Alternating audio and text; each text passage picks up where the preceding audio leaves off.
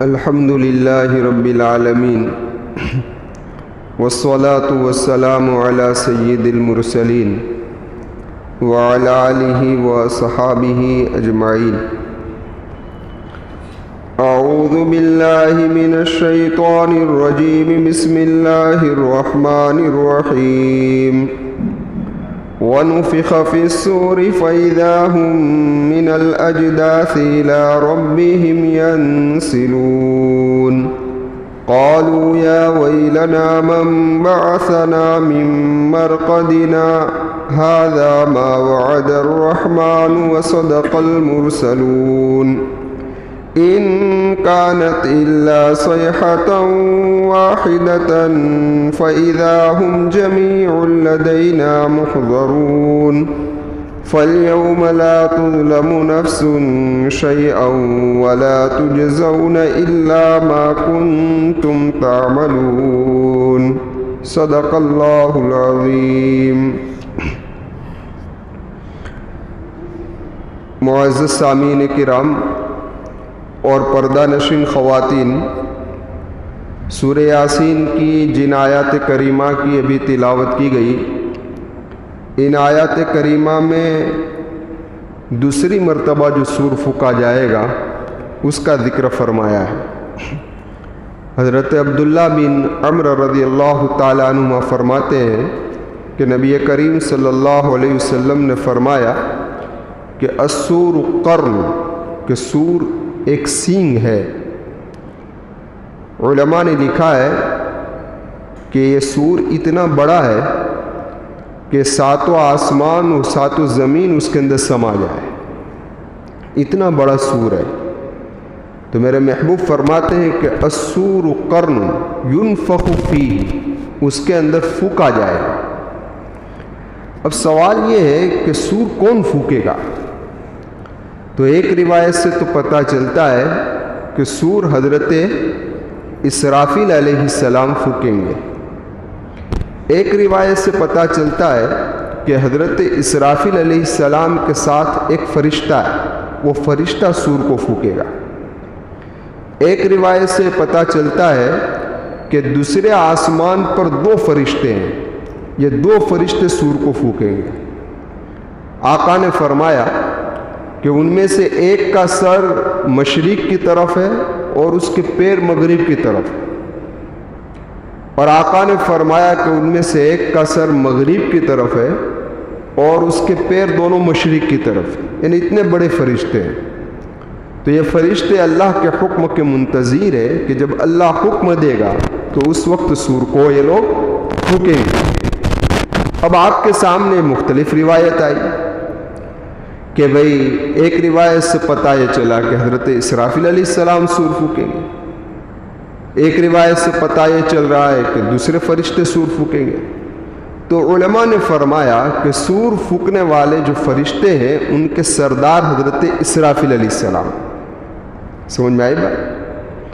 یہ علماء نے تطبیق دی، لیکن علامہ ابن حجر رحمۃ اللہ علیہ فرماتے ہیں کہ مشہور یہی ہے کہ سور حضرت اسرافیل علیہ السلام ہی پھونکیں گے۔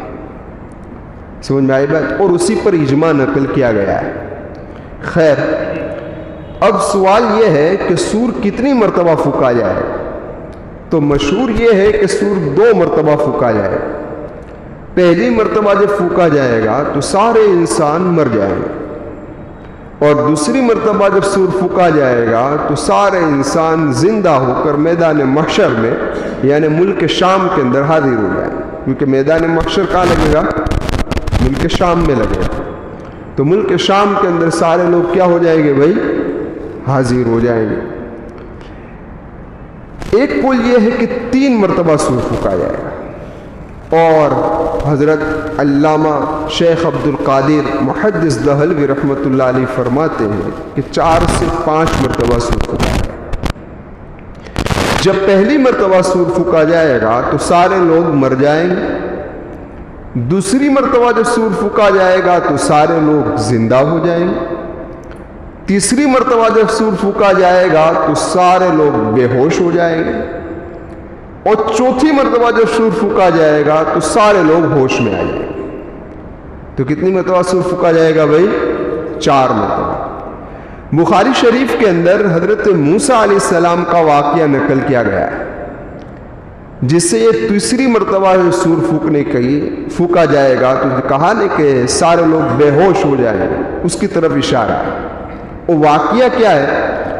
وہ واقعہ ہے کہ ایک یہودی نبی کریم صلی اللہ علیہ وسلم کے پاس حاضر ہوا اور اس نے کہا کہ اے ابو القاسم، یہ میرے محبوب کی کنیت ہے، اللہ کے محبوب کی کنیت کیا ہے بھائی؟ ابو القاسم۔ تو فرمایا اے ابو القاسم، آپ کے ایک صحابی نے مجھے چہرے کے اوپر مارا ہے۔ تو اللہ کے محبوب نے فرمایا کس نے مارا؟ تو اس نے کہا کہ ایک انصاری صحابی نے مارا۔ تو اللہ کے محبوب نے فرمایا کہ اس کو بلا کر لاؤ۔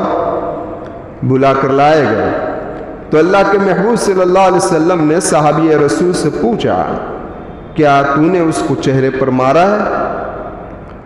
تو فرمانے لگے صحابی رسول کہ یہ سرے بازار، حدیث کا خلاصہ نقل کر رہا ہوں کہ یہ سرے بازار قسم کھا رہا تھا، اور قسم کھا کر یہ کہہ رہا تھا کہ اللہ پاک کی قسم، ساری انسانیت میں حضرت موسیٰ علیہ السلام سب سے افضل ہے۔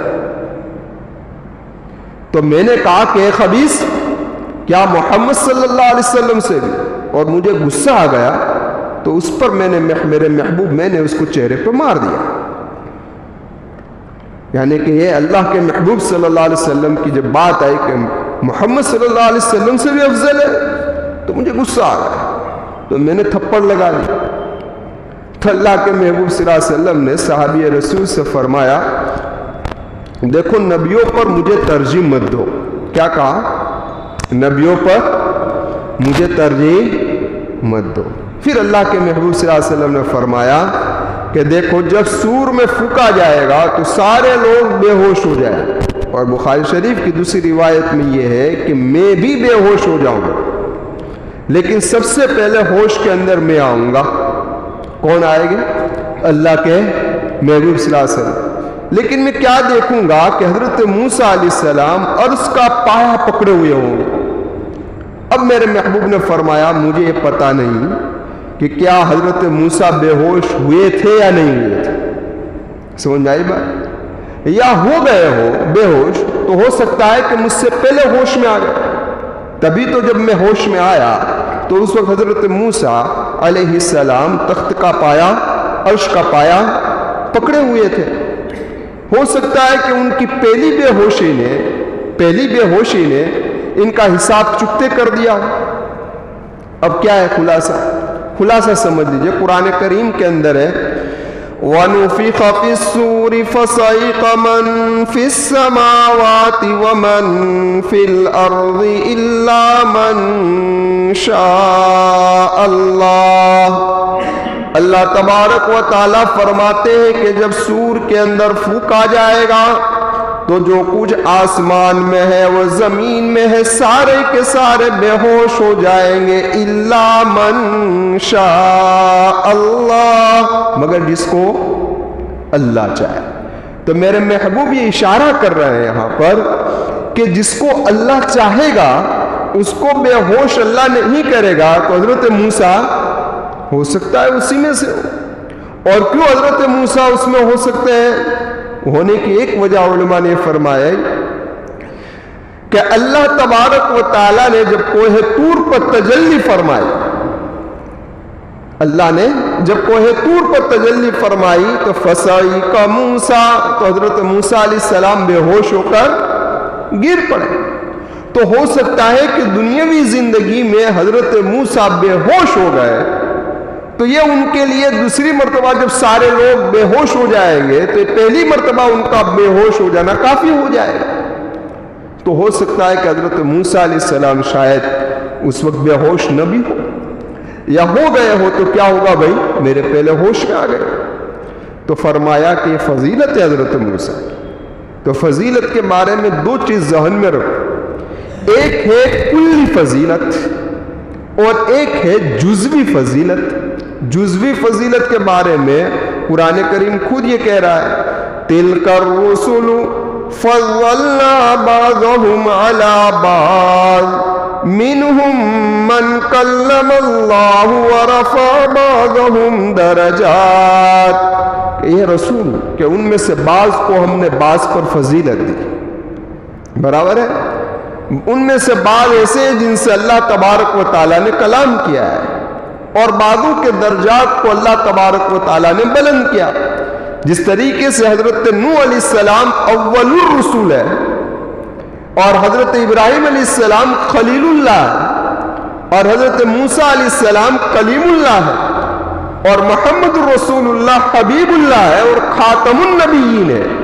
تو یہ ساری جزوی فضیلت ہے. کون سی فضیلت ہے؟ جزوی. لیکن یہ بات ذہن میں رکھ لو کہ کسی نبی کی جزوی فضیلت کو اس طریقے سے بیان نہ کیا جائے کہ دوسرے نبی کی تنقیص لازم آتی ہو، یعنی اس میں نقص بیان کیا جا رہا ہو، تو یہ منع ہے. یا کلی فضیلت کو بھی اس طریقے سے بیان نہ کی جائے کہ کسی نبی کی فضیلت میں تنقیص آ جاتی ہو. سمجھ میں آئی بات؟ تنقیص لازم آ جاتی ہو تو یہ کیا ہے بھائی؟ منع ہے. لیکن آپ لوگوں نے دیکھا ہوگا کہ مقرر حضرات جب نبی کریم صلی اللہ علیہ وسلم کی فضیلت کو بیان کرتے ہیں تو اس قدر غلو کر جاتے ہیں کہ دوسرے نبی کی تنقیص کر دیتے ہیں، حالانکہ نہیں کرنا چاہیے. میرے محبوب نے کیا فرمایا ہے؟ منع فرمایا ہے کہ کسی نبی کی جزوی فضیلت یا کلی فضیلت کو اس طریقے سے بیان نہ کرو کہ دوسروں کی کیا ہو جائے بھائی؟ تنقیص لازم. اب یہ کلی اور جزوی کو سمجھنے کے لیے سمجھو کہ ایک لڑکا ہے، اسٹوڈنٹ ہے، جو 12 سائنس کے اندر سارے بورڈ کے اندر اول نمبر پر آئے. سمجھ میں آئی بات؟ اور اس کے مقابلے میں دوسرا لڑکا ہے جو کیمسٹری کے اندر اس اول نمبر آنے والے سے زیادہ نمبر لایا ہے. تو کیمسٹری میں یہ لڑکا کیا ہو گیا؟ اس سے آگے نکل. یہ اس کی جزوی فضیلت، یہ اس کی جزوی فضیلت. لیکن جو اول نمبر پر آیا ہے بورڈ کے اندر، یہ اس کی کلی فضیلت ہے. تو جزوی فضیلت سے کلی فضیلت پر کوئی آنچ آ جاتی ہے بھائی؟ کیمسٹری میں آگے نکل گیا تو کیا ہو؟ اس سے اس کو پہلے نمبر والے کو کوئی فرق پڑتا ہے؟ تو اس طریقے سے کسی نبی کی جزوی فضیلت ہو، جیسے حضرت موسیٰ کا بے ہوش نہ ہونا، حضرت ابراہیم علیہ السلام کو میدان محشر میں سب سے پہلے کپڑا پہنائے جانا، تو یہ ان کی جزوی فضیلت ہے. تو اس سے محمد رسول اللہ کی فضیلت پر کوئی آنچ آتی کون ہے؟ کیونکہ آپ کو کلی فضیلت حاصل ہے. اب ذرا دیکھیں کہ اس یہودی نے قسم کھا کر کہی تھی تو اس سے نبی کریم صلی اللہ علیہ وسلم کی تنقیص ہو رہی تھی. اس لیے میرے محبوب نے اس انصاری کے تھپڑ مارنے پر یہودی سے یہ نہیں کہا کہ تھپڑ مار لے، قصاص لے لے، بدلہ لے لے، نہیں کہا، کیونکہ تنقیص لازم آ رہی. لیکن اللہ کے محبوب صلی اللہ علیہ وسلم نے امت کو یہ سمجھا دیا کہ جزوی فضیلت کسی کو بھی حاصل ہو سکتی ہے. اگر اس نے قسم کھائی تو تمہیں اتنے غصے میں آنے کی ضرورت تھی نہیں، اور تمہیں تھپڑ لگانے کی ضرورت تھی نہیں. سمجھ میں آئی بات؟ تو اگر میرے کہنے کا مقصد یہ ہے کہ شاہ عبد القادر محدث دہلوی رحمۃ اللہ علیہ فرماتے ہیں کہ 4 مرتبہ سور پھونکا جائے گا، اس میں تیسری مرتبہ جو سور پھونکا جائے گا تو سارے لوگ بے ہوش ہو جائیں گے، اور میرے محبوب نے فرمایا سب سے پہلے ہوش کے اندر میں آؤں گا. اب سوال یہ ہے کہ پہلا سور اور دوسرے سور کے درمیان میں فاصلہ کتنا ہوگا؟ تو حضرت ابو ہریرہ رضی اللہ تعالیٰ عنہ روایت فرماتے ہیں، بخاری میں بھی روایت ہے، مسلم شریف میں بھی روایت ہے کہ اللہ کے محبوب صلی اللہ علیہ وسلم نے فرمایا 40 کا فاصلہ ہوگا. تو صحابہ نے پوچھا حضرت ابو ہریرہ سے، لوگوں نے پوچھا کیا 40 دن؟ تو حضرت ابو ہریرہ کہتے ہیں میں نہیں جانتا. تو لوگوں نے کہا ابو ہریرہ 40 مہینے؟ تو کہا میں نہیں جانتا. تو ابو ہریرہ 40 سال؟ تو کہ میں نہیں جانتا. دیکھو ذرا سوچو، حضرت ابو ہریرہ کیا کہہ رہے ہیں؟ میں نہیں جانتا. تو ہو سکتا ہے کہ حقیقت میں اللہ کے محبوب نے اس طریقے سے مجمل لفظی بولا ہو، 40 کا فاصلہ ہوگا، اس لیے حضرت ابو ہریرہ نے فرمایا میں نہیں جانتا. یا ہو سکتا ہے کہ اللہ کے محبوب صلی اللہ علیہ وسلم نے تشریف فرمائی لیکن حضرت ابو ہریرہ بھول گئے، 40 دن کا کہا، 40 مہینے کا کہا، 40 سال کا کہا، تو اسے ہو سکتا ہے حضرت ابو ہریرہ بھول گئے۔ تو یہ صحابہ تھے کہ اللہ کے محبوب سے روایت کو نقل کرنے میں بڑا احتیاط کرتے تھے، ایسا نہیں کہ بس چلا دی۔ ہاں، نبی کریم صلی اللہ علیہ وسلم سے جو بات زبان سے نکلی، صحابہ نے مین و ان اسی طریقے سے پہنچانے کی کوشش کی، اور امت کے ہر طبقے نے اسی طریقے سے پہنچائی۔ سمجھ میں آئی بات؟ ہاں، لیکن جب مفصل روایت جہاں ہے وہاں یہ پتہ چلتا ہے کہ 40 سال کا فاصلہ ہوگا۔ کتنے سال کا؟ 40 سال کا۔ پھر اللہ تبارک و تعالیٰ آسمان سے بارش برسائیں گے، تو جس طریقے سے بارش برسنے سے پودے اگتے ہیں، سبزہ اگتا ہے، اس طریقے سے اللہ تبارک و تعالیٰ انسانوں کو دوبارہ کیا کریں گے؟ اگائیں گے۔ اور فرمایا روایت کا خلاصہ یہ ہے کہ انسان کا سارا جسم بوسیدہ اور پرانا ہو جائے گا سوائے ایک ہڈی کے، سوائے ایک ہڈی کے۔ تو وہ ہڈی کون سی ہوگی؟ تو روایت کے اندر آتا ہے عجب الذنب۔ کیا ہے؟ عجب الذنب۔ اور اسی ہڈی سے اللہ تبارک و تعالی انسان کو دوبارہ بنائیں گے۔ کیا کریں گے؟ یہ تو بخاری شریف کی روایت اور مسلم شریف کی روایت کا خلاصہ۔ مسلم شریف کی روایت میں یہ ہے کہ انسان کا سارا جسم مٹی ہو جاتا ہے سوائے عجب الذنب کے، عجب الذنب کے، اس ہڈی کے، باقی سارا کیا ہو جائے گا؟ مٹی۔ لیکن ایک بات نوٹ کر لو کہ جو سارا جسم مٹی ہو جائے گا یہ انبیاء کی، انبیاء کا نہیں، کیونکہ انبیاء کے جسم کو مٹی کھا سکتی، سارے انبیاء اپنی قبروں میں جسم کے ساتھ کیا ہے بھائی، اور ان لوگوں کے جسم کو بھی مٹی کوئی حرکت نہیں کرے گی جس کو اللہ محفوظ رکھنا چاہے گا۔ ہاں، سمجھ میں آئے گا؟ ہاں، ان کو بھی کوئی حرج آئے گا نہیں۔ اللہ تبارک و تعالیٰ نے اسی ہڈی سے انسان کی پیدائش کی ابتدا کی، اور اسی ہڈی سے دوبارہ اللہ تبارک و تعالیٰ انسان کو بنائے گا۔ اب یہ عجب الذنب کیا ہے اس کو سنو۔ عجب کا معنی ہوتا ہے وہ ہڈی جو کروڑ وجو کی سب سے آخر میں اور دونوں سورین کے درمیان میں، سمجھ میں آئے گا؟ اس کو عجب کہتے ہیں۔ اور ذنب کا معنی ہوتا ہے دم، اور دم وہیں نکلتی ہے۔ دم کہاں نکلتی ہے؟ جانوروں کی دم کہاں نکلتی ہے؟ وہیں نکلتی۔ اب تو نئی فیشن چلی یوروپ کے اندر، اب تو جالی یعنی جھوٹی دم رکھنا شروع ہو گیا ہے، لوگ شوق سے رکھتے ہیں، پیچھے دم رکھتے ہیں۔ سمجھ میں آئی بات؟ ہاں، تو کہنے کا مقصد یہ ہے کہ جہاں سے دم نکلتی ہے تو یہ ریڑھ کی ہڈی کا وہ باریک حصہ ہے آخر والا، اس کو کہتے ہیں عجب الذنب۔ یہ ہڈی قبر کے اندر نہ سڑتی ہے نہ گڑتی، ہاں، وہ ایسے ہی دانے کے مان کیا ذرہ کے مان باقی رہ جاتی ہے۔ سمجھ میں آئی بات؟ اور یہ جس طریقے سے یہ سارے جسم کی بنیاد ہے کہ جس طریقے سے کوئی دیوار ہوتی ہے تو اس کا ستون اور بنیاد مضبوط ہو تو دیوار قائم رہتی ہے، بس اسی طریقے سے سارے جسم کی بنیاد ہے، اس لیے اللہ تبارک و تعالیٰ اس کو باقی رکھیں گے اور اسی سے اللہ تبارک و تعالیٰ انسان کو دوبارہ بنائیں گے۔ اس لیے آپ نے واقعہ سنا ہوگا بنی اسرائیل کا جو سورہ بقرہ کے اندر ہے کہ جب قاتل نے مقتول کو قتل کر دیا تو یہ کہا گیا کہ ایک گائے ذبح کرو، اور گائے کو ذبح کرنے کے بعد یہ کہا گیا کہ گائے کے کچھ حصے کو اس مقتول کے جسم سے اڑاؤ تو مقتول کیا ہو جائے گا؟ جو آدمی قتل کیا گیا ہے وہ زندہ ہو جائے گا۔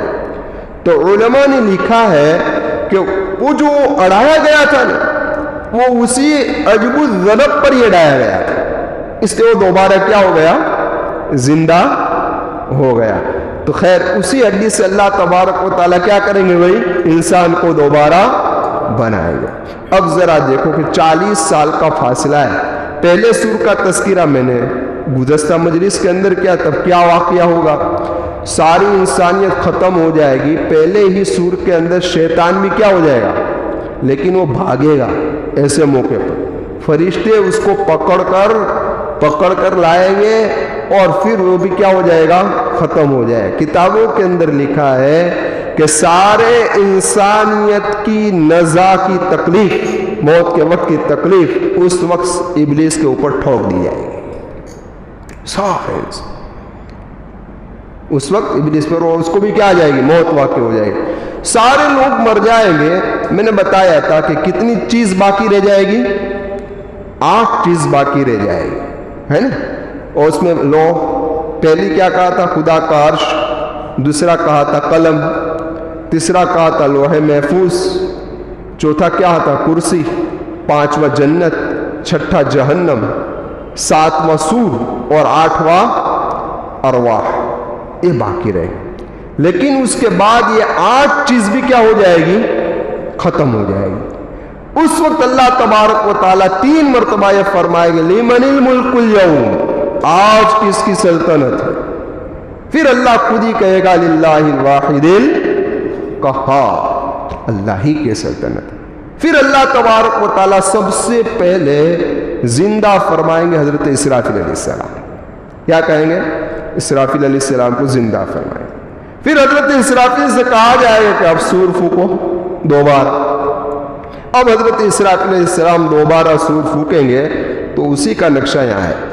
وَنُفِخَ فِي الصُّورِ فَإِذَا هُم مِّنَ الْأَجْدَاثِ إِلَىٰ رَبِّهِمْ يَنسِلُونَ کہ جب سور کے اندر پھونکا جائے گا تو یکایک لوگ اپنی قبروں سے اٹھ کر اپنے رب کی طرف دوڑتے ہوئے جائیں گے. کہاں جائیں گے؟ جس طرف سے آواز آ رہی ہوگی نا اس طرف دوڑتے ہوئے.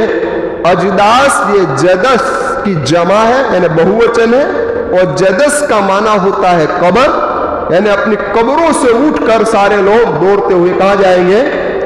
جہاں سے آواز آئے.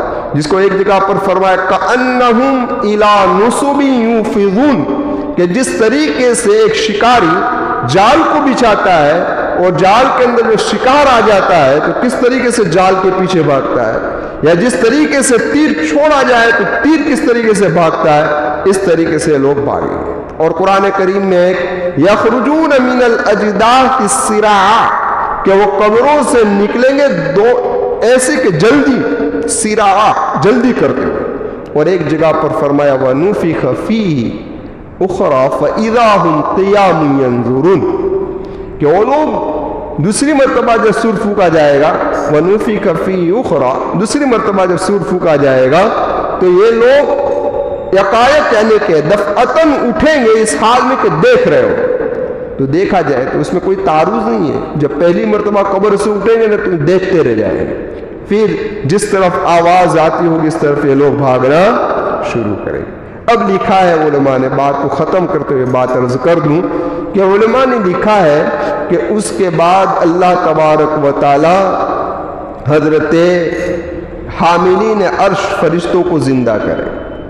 اس کے بعد حضرت جبرائیل کو، پھر حضرت میکائیل کو، پھر حضرت اسرائیل کو، یہ سارے فرشتے زندہ ہو جائیں گے. اس کے بعد اللہ تبارک و تعالی زمین و آسمان کو تبدیل کر دے گا. کیا کر دے گا؟ کیا کرے گا بھائی؟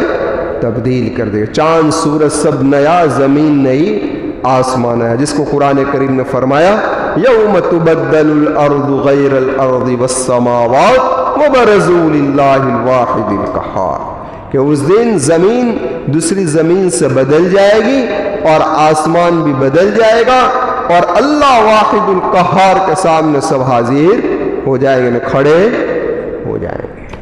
اب سوال یہ ہے کہ یہ زمین جب بدلیں گے تو لوگ کہاں ہوں گے؟ سوال ہے کہ لوگ کہاں ہوں گے. اس لیے عائشہ صدیقہ رضی اللہ تعالیٰ عنہ نے نبی کریم صلی اللہ علیہ وسلم سے اس آیت کے سلسلے میں پوچھا، اے میرے محبوب جب زمین کو دوسری زمین سے تبدیل کر دیا جائے گا تو لوگ کہاں ہوں گے؟ تو میرے محبوب نے فرمایا علی الصراط، لوگ صراط پر ہوں گے. کیا ہوگا؟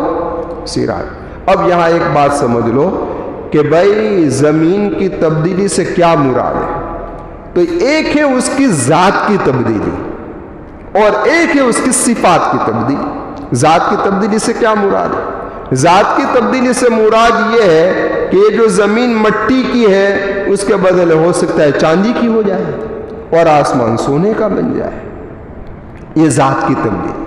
ایک ہے صفات کی تبدیلی. صفات کی تبدیلی کیا ہے کہ اللہ تبارک و تعالی زمین کو روٹی بنا دے. کیا بنا دے؟ روٹی بنا دے. جیسا کہ ہے روایتوں کے اندر آتا ہے. یا یہ بھی ہے کہ شکل و صورت بدل دے کہ ابھی زمین کے اندر درخت ہے, مکان ہے, پہاڑ ہے, یہ ہے, پانی ہے, سب کچھ ہے, گفا ہے, سب کچھ کو مٹا کر ایک ہی طریقے سے میدان کر دے. اور قرآن کریم میں بھی ہے لا ترى فیہا عوجا ولا امتا. قرآن کریم خود کہہ رہا ہے کہ اللہ تبارک و تعالیٰ اس کی صفات کے اندر تبدیل کر دے. تو اب جو ایک روایت سے پتہ یہ چلتا ہے کہ اللہ تبارک و تعالیٰ زمین کی ذات کی تبدیلی کر دے گا, یعنی اس کی ذات ہی بدل دے گا, دوسری زمین لا دے گا. اور بعض روایتوں سے پتہ چلتا ہے کہ اللہ اس کے صفات کے اندر تبدیلی لائیں گے. تو علماء نے ان روایتوں کی تطبیق اس طریقے سے دی کہ پہلی مرتبہ تو اللہ زمین کی صفات میں تبدیلی لائے گا جب پہلا سور پھونکا جائے گا. اور جب یہ 40 سال کی مدت ہے اس وقت اللہ تبارک و تعالی زمین اور آسمان کی ذات ہی کی تبدیلی کر دے گا اور دوسری زمین اور دوسرا آسمان لے آئے گا. اس لیے کہ یہودی نے نبی کریم صلی اللہ علیہ وسلم سے جب پوچھا اے اللہ کے محبوب صلی اللہ علیہ وسلم, جب اللہ تبارک و تعالیٰ اس زمین کو دوسری زمین سے تبدیل کر دیں گے تو لوگ کہاں ہوں گے؟ تو مسلم شریف کی روایت ہے اللہ کے محبوب صلی اللہ علیہ وسلم نے فرمایا پل صراط کے قریب ایک اندھیری جگہ میں ہوں گے. کہاں ہوں گے؟ ایک اندھیری جگہ. یہ اللہ کی ذات ہے, سب اس کی قدرت ہے, بس ہمیں اس پر ایمان لانا ضروری ہے. قرآن نے فرمایا یوم تبدل الارض غیر الارض, کہ اللہ زمین کو دوسری زمین سے بدل دے گا. بدلنے والی ذات اللہ کی ہے اور اسی پر ہمارا ایمان ہے کہ زمین تبدیل ہو جائے گی. اب کیسے تبدیل ہوگی, کیوں تبدیل ہوگی, لوگ کہاں ہوں گے, یہ سب اللہ جانتا ہے, ہم جانتے نہیں ہیں. تو خیر اب یہ پہلی مرتبہ جب سور پھونکا جائے گا نا تو اب کیا ہوگا, تو کہ سب لوگ اپنی قبر سے اٹھ کر بھاگتے ہوئے رب کی طرف جائیں گے. تو اس وقت کچھ لوگ کیا کہیں گے, یا ویلنا, ہائے افسوس, من بعثنا من مرقدنا, ہمیں ہماری خواب گاہوں سے کس نے اٹھایا. سمجھ میں آئے بات؟ اس کی تشریح انشاءاللہ آئندہ پیر کو آپ حضرات کے سامنے پیش کروں گا. آمین. وآخر دعوانا ان الحمدللہ رب العالمین. سبحان اللہ وبحمدہ, سبحانک اللہم وبحمدک, ونشہد ان لا الہ الا انت نستغفرک ونتوب الیک برحمتک یا اللہ.